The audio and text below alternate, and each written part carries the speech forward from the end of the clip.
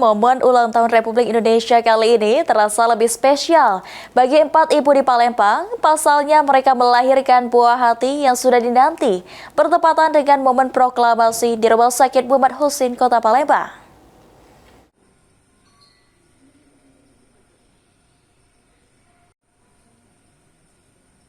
Rasa haru dan bahagia dirasakan 4 pasang orang tua di RSUP Muhammad Husin Palembang lantaran buah hati mereka lahir di momen langka, yakni bertepatan dengan momen proklamasi kemerdekaan Republik Indonesia ke-80 tahun.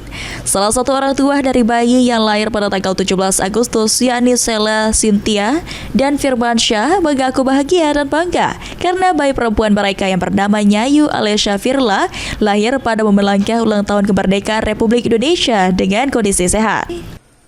Senang ada yang mau kirim tadi ucap. Ya senang sih, bangga karena sesuai Hari Kemerdekaan Indonesia. Apa ya, yang proses menarik itu ya dikenang sih dan dirayakan se-Indonesia Raya yang pastinya. Jadi tanggal lahirnya kan tanggal 17 Iya, Hari Agustus. Kemerdekaan.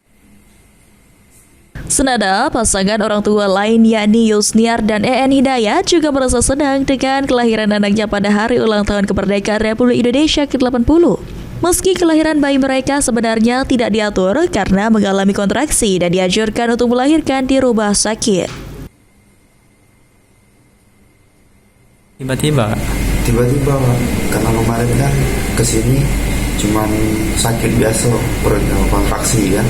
Tiba-tiba kemarin di SC di operasi. Dengan kelahiran di momen langka ini, para orang tua berkeinginan agar anaknya menjadi soleh dan soleha serta bermanfaat bagi bangsa dan negara. Muhammad Aidil, PAL TV.